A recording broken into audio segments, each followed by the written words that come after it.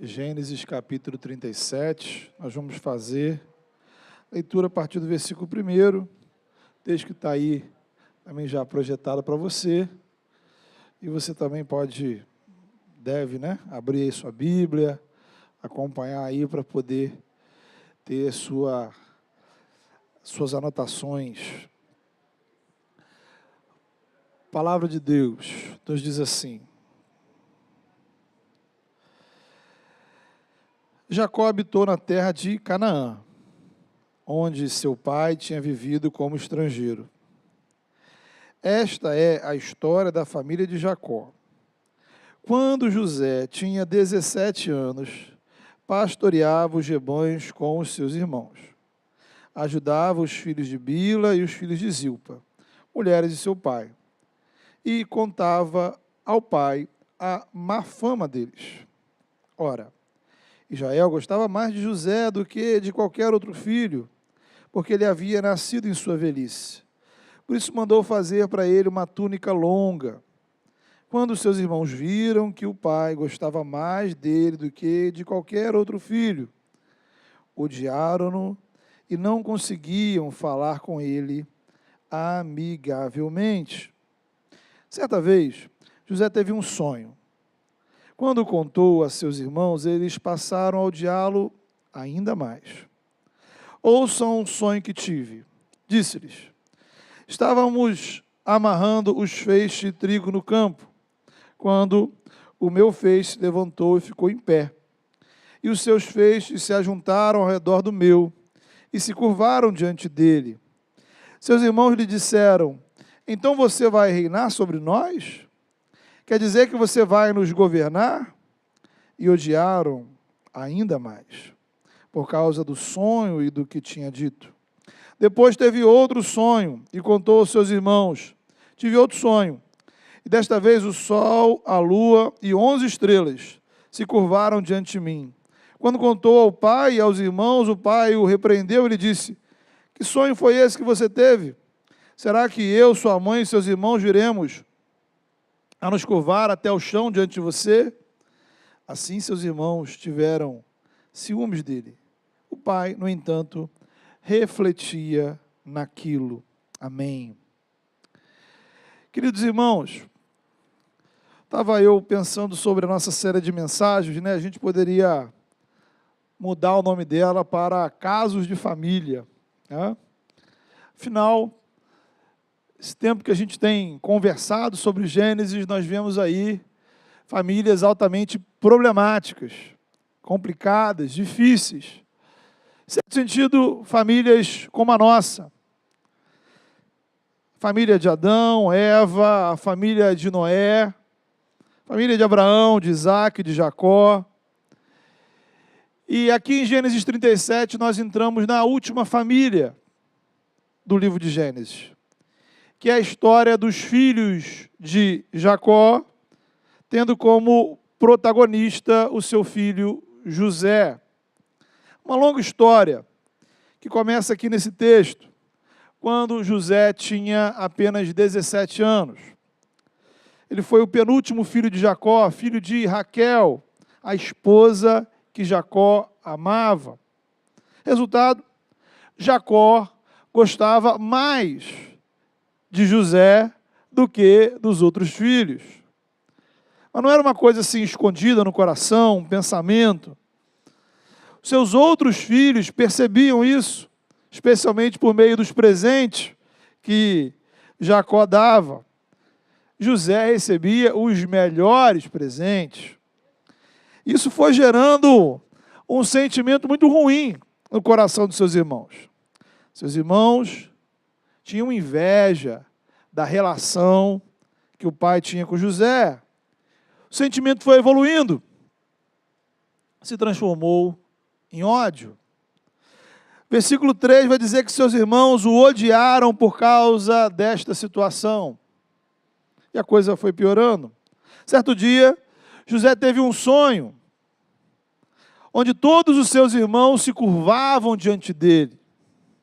Ora, e ele conta esse sonho, e o texto diz que os seus irmãos o odiaram ainda mais. Depois teve outro, onde não só os seus irmãos, mas seus pais se curvavam diante dele. Mais ódio. Então, nesses 11 versículos, 3 vezes o autor vai dizer que os irmãos de José literalmente o odiavam. Isso tudo só poderia levar à violência, que vai ser aí a segunda parte do nosso texto. A partir do versículo 12 até o versículo 36, os irmãos de José começam a ter algumas ideias, né? Ideias assim, bem interessantes. A primeira delas, vamos matá-lo. Está aí nos versículos 18 e 19. E aí, bem, vamos matar uma coisa meio violenta demais, né? Vamos só jogá-lo no poço. Deixa aqui nos poços que haviam ali no deserto, joga ele ali, não tem água, não tem comida, uma hora ele vai morrer de fome. Fizeram isso. E aí, veja o versículo 25, que é um versículo que vale a pena a gente ler. Diz assim: ao se assentarem para comer, viram ao longe uma caravana de ismaelitas que vinha de Gileade. Seus camelos estavam carregados de especiarias, bálsamo e mirra, que eles levavam para o Egito. Judá disse então a seus irmãos: que ganharemos se matarmos o nosso irmão e escondermos o seu sangue? Vamos vendê-lo aos ismaelitas. Não tocaremos nele, afinal é nosso irmão, nosso próprio sangue. E seus irmãos concordaram. Quando os mercadores ismaelitas de Midian se aproximaram, seus irmãos tiraram José do poço e o venderam por 20 peças de prata aos ismaelitas, que o levaram para o Egito. Então, imagine você acaba de jogar o seu irmão no poço para morrer de fome. O que você faz depois? Óbvio, você senta para fazer um lanchinho, né? Afinal de contas, essa coisa de matar irmão dá fome. E aí a galera senta ali conversando, conversa vai, conversa vem. Surge uma outra ideia, né? Poxa, no meio daquele lanche ali, uma outra ideia genial, né? Vamos vender nosso irmão como escravo, né? Porque a gente vai matar, não vai ganhar nada. Então a gente vende e ainda ganha o dinheiro, né? Então a gente se livra dele e leva uma grana para casa, uma ideia sensacional, excelente. Todos concordam. José é vendido. Então, José é vítima de um crime friamente calculado pelos seus irmãos. E como todo crime, precisa de uma boa mentira para o justificar. Mataram o irmão, mentiram para o pai, inventaram uma história, né? Pegaram a roupa de José, sujaram ela de sangue de animal e disseram que ele tinha sido morto pelos animais. Seu pai, naturalmente, porque o amava até mais do que os outros, sofreu profundamente, chorou muito. E aí você veja o versículo 35, que é outro que vale a pena a gente observar. Vai dizer lá, né? Todos os seus filhos e filhas vieram consolá-lo. Então essa galera que fez tudo isso, estava lá, não pai, chora não. Então, além do crime, da violência, a hipocrisia e tudo mais. Resultado dessa primeira cena da história de José é ele sendo revendido para trabalhar no Egito. Então ele é vendido para os ismaelitas, depois os ismaelitas vão revender e ele vai trabalhar no Egito. O que a gente pode tirar disso para a nossa vida nos dias de hoje, irmãos? Primeira coisa que me chama a atenção é a gente pensar sobre a influência que os nossos pais têm sobre nós. Claro que aqui a gente não precisa nem ser crente para pensar sobre isso. Tá? Então não se trata aqui de uma doutrina, mas de um dado da realidade. Recapitule, né? Vamos trazer à memória aqui a história de Jacó, que era o pai de José. né? Jacó era filho de Isaac e Rebeca. O irmão dele era Esaú. Então, a gente já falou bastante dessa família por aqui. Como foi a criação de Jacó? Está lá em Gênesis capítulo 25, versículo 28, que vai dizer literalmente: o pai de Jacó preferia, a palavra está lá, preferia o seu irmão Esaú, enquanto sua mãe, Rebeca, o preferia. Então Jacó cresceu com a preferência da mãe. Literalmente, foi favorecido por ela para enganar seu irmão. Os anos se passaram, muitos anos. Jacó agora é pai de 12 filhos. E como é que Jacó cria os seus filhos? Repetindo o mesmo erro dos seus pais, favorecendo um filho em detrimento dos outros. Então, tentando aí já adiantar a sua terapia dessa semana, você já parou para pensar sobre isso? Você consegue discernir os pontos positivos, negativos dos seus pais, da sua família, da sua criação? Então aqui eu percebo alguns extremos, queridos, que a gente precisa ter cuidado e se preocupar com eles. Um, é quando a gente idolatra os nossos pais como se eles fossem perfeitos.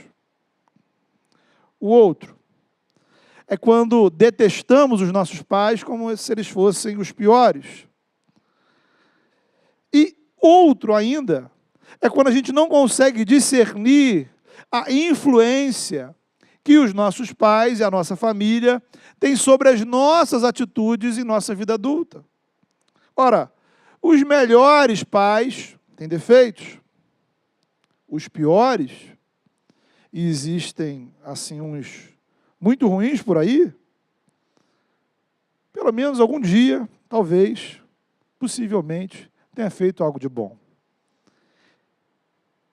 E seja quem forem os seus pais, nós trazemos influências involuntárias, influências boas, influências ruins. Então, nosso primeiro exercício é identificá-las para reproduzir as boas de maneira consciente e intencional e evitar as ruins. Inclusive em nosso relacionamento com Deus, inclusive em nossa espiritualidade. O filtro para diferenciar o que é bom e o que é ruim vai estar onde? No Evangelho. Esse é o ponto. Enquanto adultos, nossa tarefa bíblica é honrar os nossos pais com respeito e cuidado, o que não significa necessariamente concordar com eles. E o que falamos dos pais e da família vale para todas as influências que temos nesse mundo.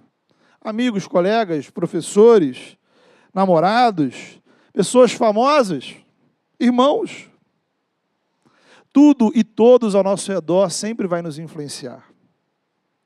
O que nos cabe é filtrar estas influências através da palavra de Deus. Dizer sim a umas, dizer não a outras. Outro ponto, queridos, que a gente reflete nesse texto é sobre a questão do ódio. Veja você. A gente lê essa história, você naturalmente se identifica com quem? Você se coloca no lugar de quem? Óbvio, né? Você só pode ser o José. Só que às vezes, né? Nós somos os irmãos de José. José é a vítima que vira herói. E às vezes, de fato, nós somos as vítimas do ódio. Mas às vezes, nós somos as pessoas que odeiam. E a minha primeira pergunta para você, Na verdade, a segunda, né? A primeira foi quais foram as influências dos seus pais sobre a sua vida. A segunda pergunta para você é: o que fazer quando o ódio surge no coração? Sabe? É ingenuidade a gente dizer que nada, nem ninguém, em momento algum, em circunstância alguma, vai produzir em nosso coração um sentimento que nós poderíamos classificá-lo como ódio. Isso nos traz outras questões. Ódio do quê? Ódio de quem? Ódio por quê? Note, se você olhar bem na palavra de Deus, nem sempre o ódio é um sentimento errado. Olha que coisa curiosa. Quando ele é direcionado ao pecado, quando ele é direcionado para as injustiças desse mundo, quando ele é direcionado para as coisas erradas que há nessa realidade, faz sentido dizer: eu odeio isso. É neste sentido que a própria Bíblia vai afirmar que Deus odeia. Provérbios capítulo 6, por exemplo, vai dizer lá: há 6 coisas que o Senhor odeia, 7 que ele detesta: olhos altivos, língua mentirosa, mãos que derramam sangue inocente, coração que traça planos perversos, pés que se apressam para fazer o mal, a testemunha falsa que espalha mentiras.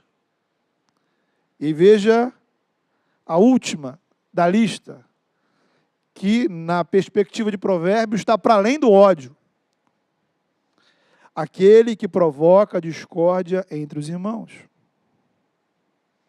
Então a questão é que Deus não sente ódio como a gente sente, naturalmente. Deus é santo. E em nenhum momento ele vai se encher de ódio como um sentimento ruim. O que a Bíblia está fazendo é utilizar palavras e sentimentos humanos para nos mostrar a perspectiva de Deus sobre determinada situação. Então, quando Deus vai dizer, por exemplo, lá em Isaías capítulo 61, eu sou o Senhor, amo a justiça e odeio o roubo e a maldade. O que isso quer dizer? Que Deus condena estas práticas, atitudes que são contrárias à vontade e à justiça do Criador. Portanto, a partir do momento que somos alcançados pela graça, que temos Jesus como Senhor, que fazemos parte do reino de Deus, tudo aquilo que existe ao nosso redor, que contraria os princípios do reino, precisa nos incomodar. Fazer parte do reino é ter fome e sede de justiça. Mas aí eu te pergunto, qual justiça? Esse é o ponto. O problema é que a gente ativa o nosso ódio naquilo que nos incomoda, nos contraria, que vai contra o que aprendemos dos pais, o que vai contra os nossos gostos, preferências. Eu preciso ter fome e sede pela justiça do reino de Deus, a justiça da vontade de Deus, a justiça revelada no Evangelho, porque é esta justiça que a Bíblia promete que um dia correrá como um rio, irrigando toda a criação. Novos céus e nova terra. Então nós devemos sim lutar hoje pelas amostras, pequenas amostras, da justiça que Jesus um dia trará em plenitude na sua segunda vinda. Maranata. Então, enquanto cristãos, precisamos nos incomodar e condenar e lutar contra tudo aquilo que em nós, dentro de nós e ao nosso redor, contraria a justiça do reino. E nos empenhar para promovê-la, tanto quanto pudermos. Só que aí surgem algumas dificuldades, alguns problemas. Primeiro, a questão do sentimento e da relação e da reação. Veja, consideremos que o ódio seria o sentimento máximo de aversão por alguma coisa. Então, quando eu não gosto de alguma coisa, o nível máximo é quando chega ao ódio. A minha pergunta para você é: qual seria o nível mínimo? Qual seria o intermediário? Qual seria o meio termo de tudo isso? Então, a minha dificuldade, irmãos, é que a gente às vezes chega ao ódio rápido demais. Talvez a gente poderia dizer que é um problema de vocabulário, né? Acaba que a gente não sabe descrever bem os nossos sentimentos, as nossas reações. Mas seja como for, a minha impressão, a minha sensação é que a gente usa a palavra ódio de maneira apressada e impensada.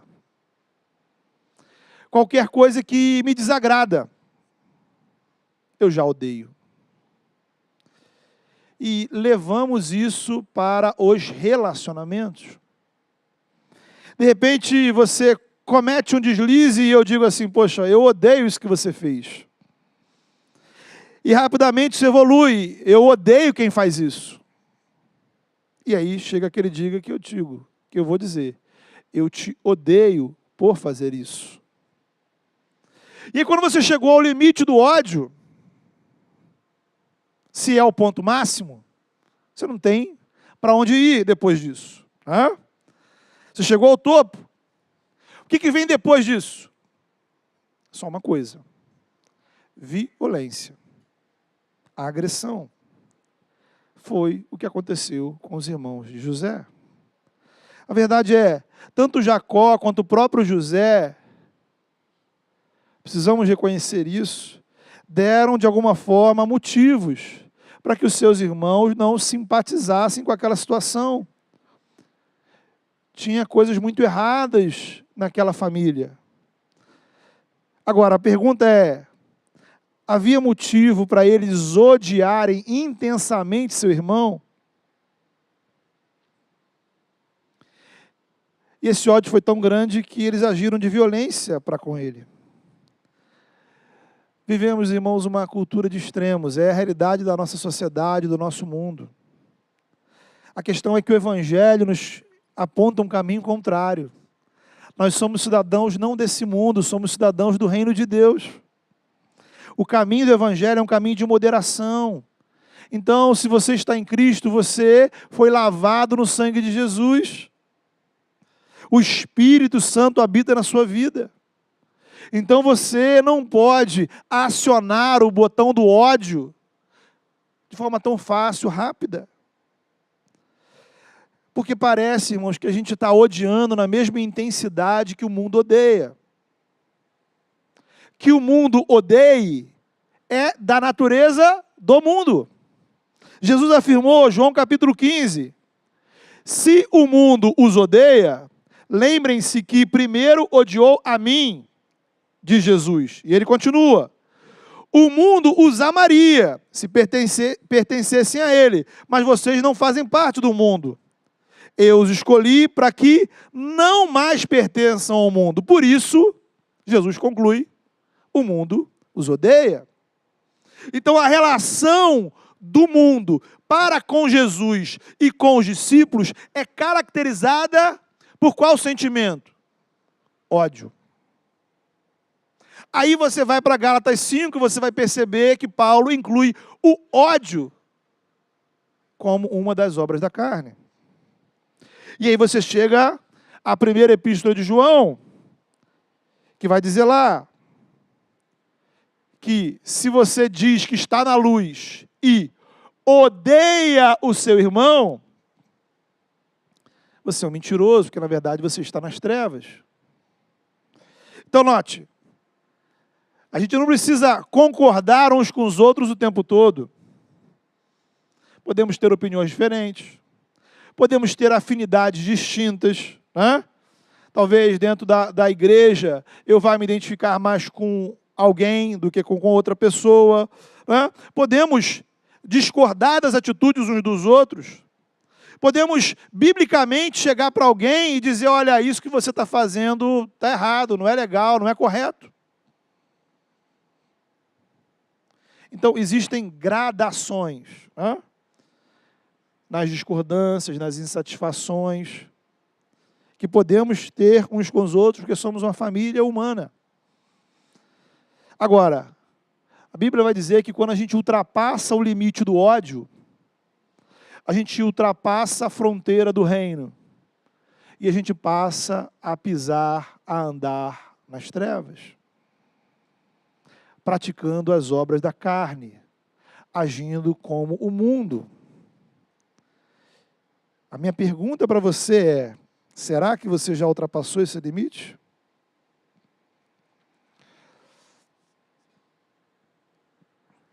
Será que não temos passado esse limite de maneira tão rápida?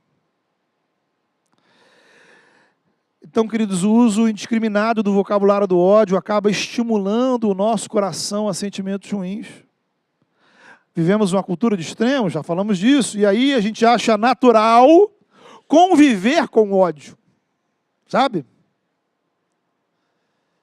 Nos sentimos bem em abrigar o ódio ou alguns ódios no nosso coração. Eu odeio fulano. Eu odeio isso, eu odeio aquilo, eu odeio ela, eu odeio ele. Só que você não está odiando o que a pessoa faz, você está odiando a pessoa. E enquanto você viver, seu coração vai abrigar esse sentimento ruim. E você passa a cultivar esse sentimento. De tempos em tempos você alimenta um pouquinho ele. Tem gente até que se orgulha do seu ódio. Então, note o que a palavra de Deus vai dizer para a gente em Efésios. Quando vocês ficarem irados, não pequem. Apaziguem a ira antes que o sol se ponha. Não deem lugar ao diabo. Então, vamos refletir sobre isso que Paulo nos propõe. Primeiro, muitas são as situações que nos deixam irados. Isto é, situações que me incomodam, que mexem com o meu emocional, que contrariam os princípios do reino.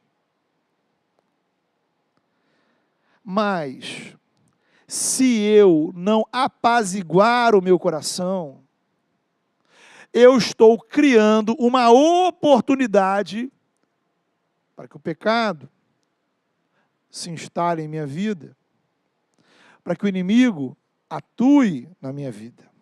O ódio guardado no coração levou os irmãos José a essa atitude louca. A raiva não tratada cria raízes. Raízes tóxicas. A Bíblia vai chamar de raízes de amargura. É por isso que o ódio é obra da carne. Não pode haver lugar para ele no meu coração. Guardar o ódio é você abrigar o mal dentro de si mesmo. E o mal guardado sempre vai te fazer mal. Eu sei que tem gente muito ruim nesse mundo. Gente cruel. Gente que nos faz o mal. Vivemos um mundo caído. O livro de Gênesis mostra isso com clareza. Violência, mentira, corrupção, manipulação. Isso tudo gera em nós sentimentos ruins. Às vezes, surgirão situações, sim, que vai provocar dentro de você um ódio. Ou seja, o pior que o mundo produz gera em nós um reflexo do pior sentimento que pode existir. A questão é, o que você vai fazer com isso?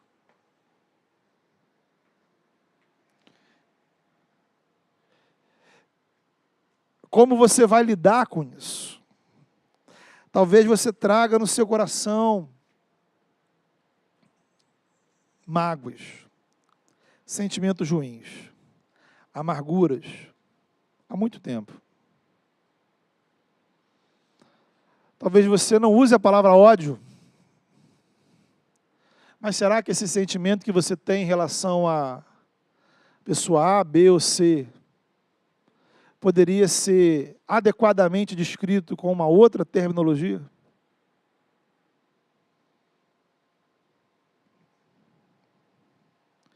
O que fazer quando sentimentos ruins em relação a alguém ou alguma coisa, uma situação, se instalam no nosso coração?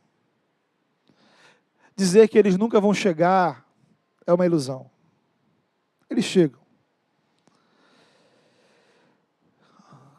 4 coisas para você lidar com o seu ódio. Primeira delas, orar. Então, irmão, a gente já fala isso aqui trilhões e trilhões e trilhões e trilhões e trilhões e trilhões de vezes. Mas, sabe, você precisa se abrir com o Senhor. Você precisa ter momentos de uma oração sincera com o Senhor. Esse é o Senhor. Os salmos estão cheios disso. Um dos salmos, por exemplo, da leitura dessa semana vai apontar nessa direção. O salmista diz: Senhor, tem um monte de gente fazendo mal. Minha vontade é que eles morram. Minha vontade é que o Senhor mande um raio na cabeça deles. Então, o salmista tinha N dificuldades. A questão é que ele apresentava isso ao Senhor. Então, a gente às vezes vive, né? Aquela coisa assim, meio uma falsa piedade, como se não, eu não sinto nada, nada me incomoda. Então a piedade dos salmos, ela vai em outra direção. É a piedade de homens e mulheres que ficam com raiva, ficam chateados, tem ódio, tem desejo de vingança, tem tudo isso. Mas o que faz com isso? Ora. Ora. Ora. Sem filtro. Então a sua primeira atitude, meu irmão, minha irmã, é orar. Sua segunda atitude, segunda coisa que você precisa fazer, orar. Primeira, orar. Segunda, orar de novo. Na primeira, você orou para contar para Deus como você sente. Agora tem um plus. Agora você ora pedindo a Deus que retire de você esse sentimento.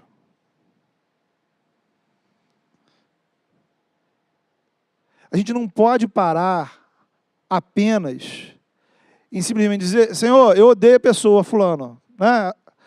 Odeio tal pessoa, ponto, acabou a oração, né? Informei para Deus meu ódio, resolvi. Não para aí, né, gente? Você precisa apresentar para Deus, mas você precisa andar mais uma casinha e dizer: Senhor, corte do meu coração as raízes de amargura. Cobre a dor, cobre a raiva, cobre a mágoa com a tua graça. Lava o meu coração, sabe? Lava profundamente, porque está sujo.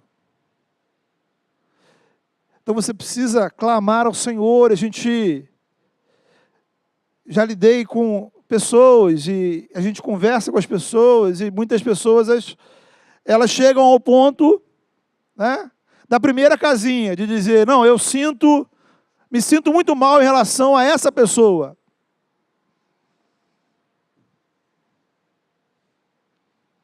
Pergunta: você já orou para que Deus retire isso do seu coração?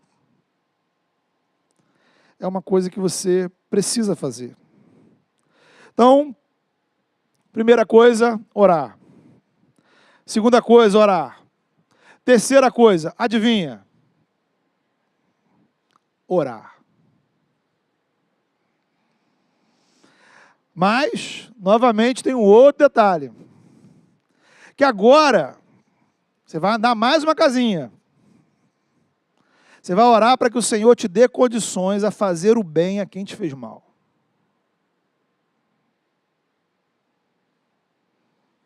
Na primeira, você apresentou a sua dor. Na segunda, você pediu para que o Senhor retire esse mal do seu coração. Na terceira, você pede ao Senhor, Senhor, eu preciso ter condições de abençoar essa pessoa. Lucas capítulo 6, Jesus vai dizer, amem os seus inimigos. Então note, se Jesus diz para a gente amar os nossos inimigos, é porque ele pressupõe que existem pessoas que se colocam numa condição de serem nossos inimigos. Façam bem aos que os odeiam. Abençoem os que os amaldiçoam. Orem por aqueles que os maltratam. Meu irmão, você não gosta disso, lamento por você, foi Jesus quem falou. Então, ame seus inimigos, façam bem os que os odeiam, abençoem os que os amaldiçoam, orem por aqueles que os maltratam. Né? Então, está aí um bom desafio para você essa semana. Olha aí. Orar pelas pessoas que te irritam. Já pensou? Listinha. Pode fazer. Não agora, depois. Tem gente que vai chegar no núcleo com um caderno, né? Gente, caderno não. 10 linhas eu tolero. 10 linhas. Ore. Senhor, imagine se você tem coragem de fazer essa oração. Senhor, encha de bênçãos essa pessoa. Senhor, manifeste abundantemente a sua graça e a sua misericórdia sobre a vida dessa pessoa. E se eu a encontrar na rua,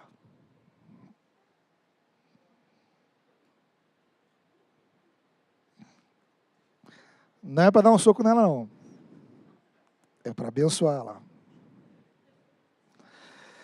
Então, vamos lá, irmãos. Primeira coisa que você precisa fazer, você precisa... Segunda coisa... Terceira coisa, a quarta, não é orar. Você precisa lutar por justiça. Porque veja, queridos, a gente vai ver na palavra de Deus que nós somos vítimas de injustiça. E isso deve nos levar a promover a justiça. É porque nós nos indignamos com a corrupção que nós precisamos promover a honestidade. Porque nós sofremos com a violência, que nós devemos estimular a caridade. Enfrentamos o mal promovendo o bem. Então é a estratégia do reino, porque o rei que servimos é o príncipe da paz. Então você precisa olhar para o mal que você sofreu, e a história de José vai mostrar isso mais para frente, e você entender, olha, eu sofri isso, eu passei por isso, eu vi que isso é errado, e quando eu tiver condições eu vou fazer diferente, né? Pegando o caso dos pais, então assim, porque eu fui criado de um jeito, eu agora vou criar meus filhos de forma diferente. Porque o meu chefe me trata mal, quando eu estiver numa posição de chefia, eu vou tratar os meus subordinados diferentes. Então a gente vai mudando a nossa mentalidade, a partir dos valores do reino. Então a gente aprende, e a gente identifica os males desse mundo, e muda o nosso comportamento. Então, queridos, um outro ponto aqui nessa história é a questão dos sonhos. A gente lida com a ambiguidade da palavra sonho aqui, né? Porque a gente normalmente a usa para descrever um desejo, um projeto, algo que desejamos alcançar, né? Tem lá o famoso discurso, eu tenho um sonho. Porém, na história de José, a palavra sonho ela tem outros dois sentidos. Primeiro, sonho foi literalmente uma coisa que aconteceu enquanto ele dormia. Segundo, sonho foi uma revelação de Deus para ele. Então, em um certo sentido, também era um projeto de futuro, mas não era um projeto que nasceu na cabeça de José. Né?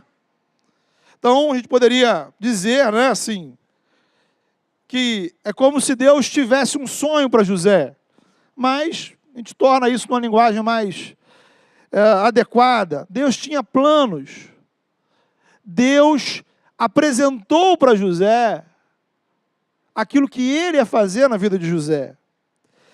E Deus, através desses sonhos, estava mostrando, José, onde a sua vida vai parar é aqui. Mas José demorou um tempo para entender isso. Então a pergunta que a gente tem que fazer é o que a gente faz com nossos sonhos? Será que os sonhos que eu tenho no meu coração são meus ou são de Deus? Então, imaginemos, você começa a sonhar com alguma coisa, sabe, uma coisa boa, uma decisão profissional, financeira, sentimental, familiar. Vou dar um exemplo simples. Né? Você começa a sonhar em servir na igreja em um determinado ministério. Isso começa a estar na sua mente, no seu coração, você vê um pensamento.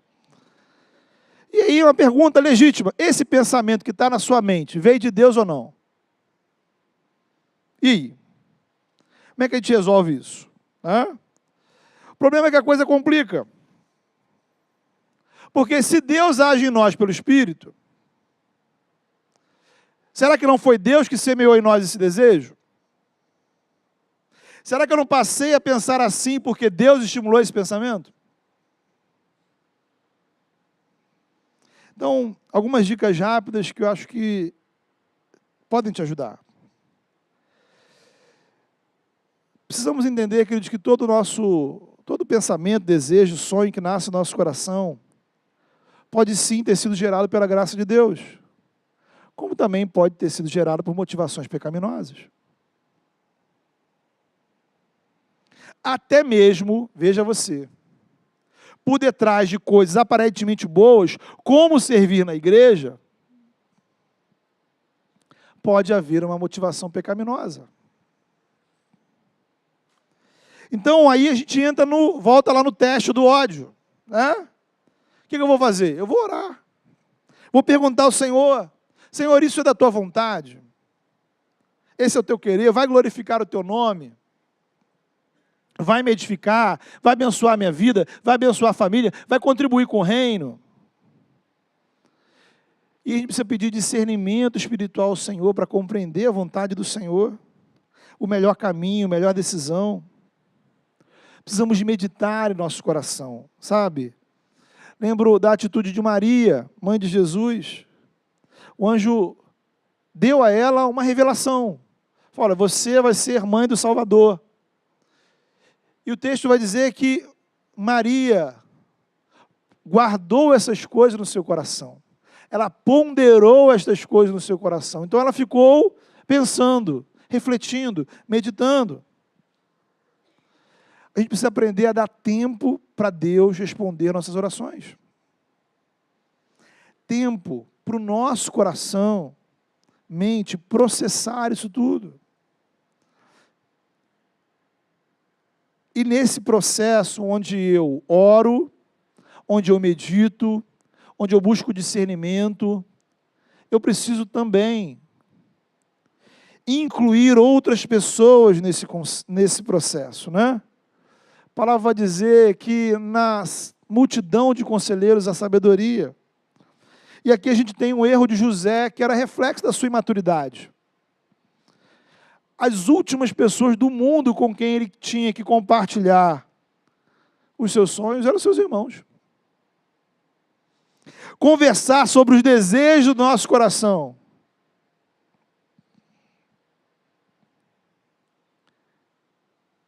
Com gente que, de fato, tem condições de nos ouvir, de orar com a gente e de nos aconselhar. Óbvio, nem todo mundo está pronto para nos ouvir.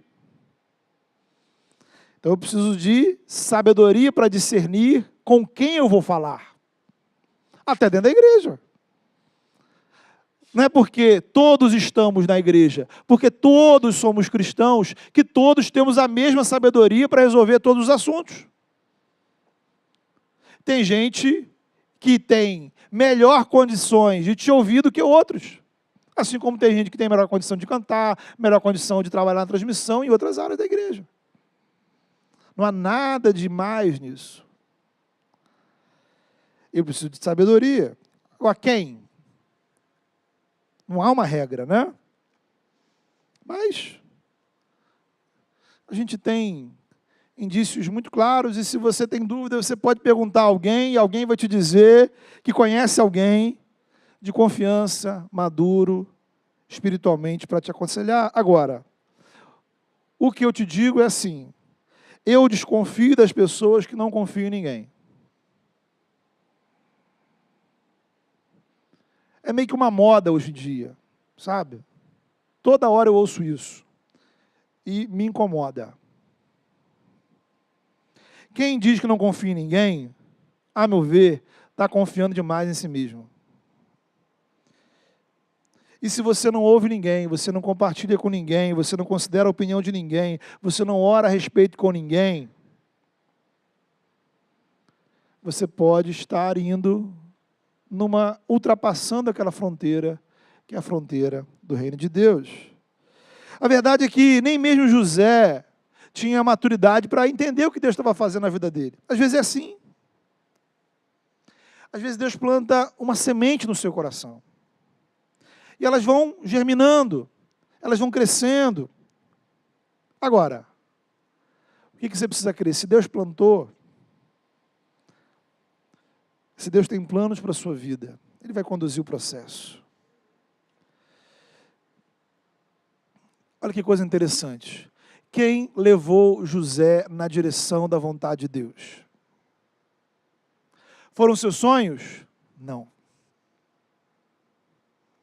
Não foram os seus sonhos que o levaram na direção da vontade de Deus. Não foi por um ato de obediência que José foi na direção da vontade de Deus. Quem o levou na direção da vontade de Deus foi o ódio dos seus irmãos. Mas isso é assunto para outra pregação.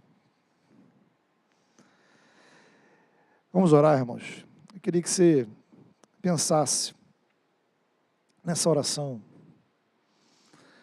um pouco na história da sua vida, nas coisas que você traz no coração. Falamos aqui de várias coisas que nós trazemos no coração. Seus pais, sua infância, as influências que você traz sobre você, coisas boas, coisas ruins, traumas, sentimentos ruins, mágoas, amarguras, dores, ressentimentos, ódios,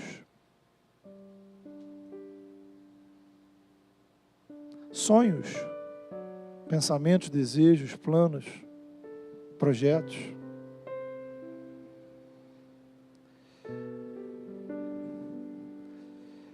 E tudo isso que a gente traz dentro do nosso coração precisa desaguar em oração.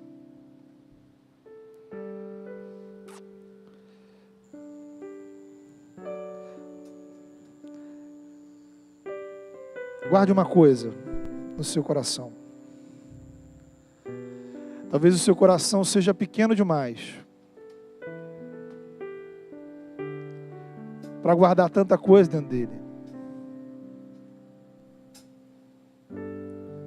E talvez você esteja guardando muita coisa há tempo demais.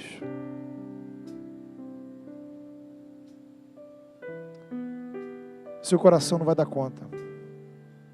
Já não está dando. Fale com o Senhor. Coloque diante do Senhor.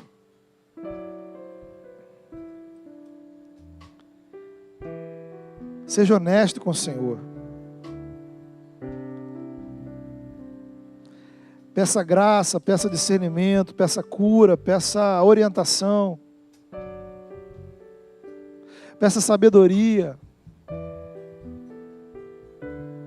Graça para que o Senhor limpe o seu coração, graça para que o Senhor te dê o discernimento de entender a vontade dEle, graça para que o Senhor te capacite a agir com graça.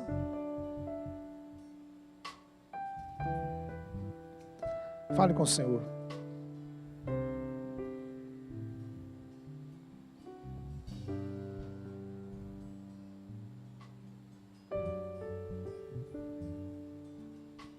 Fale com o Senhor. Tenha coragem, tenha fé.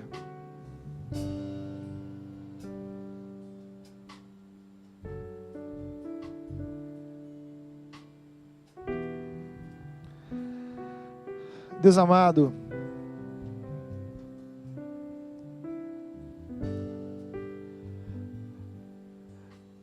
há tanta coisa, Senhor, dentro do nosso coração. E nós somos, ó Pai, tão confusos para entender, ó Pai,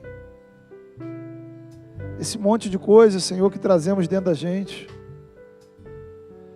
Coisas boas, coisas ruins. Coisas que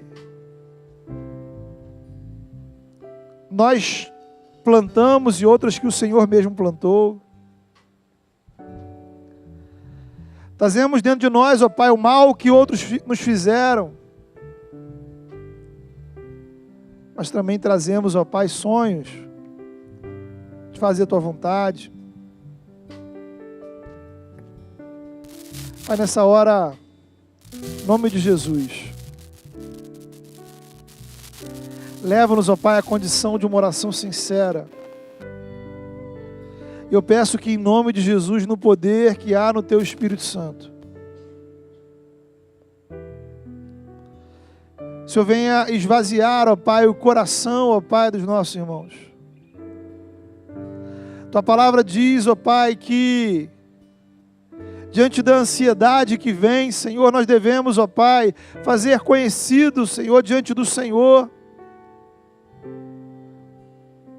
todas as nossas angústias, petições, desejos, para que a paz que excede todo o entendimento guarde o nosso coração.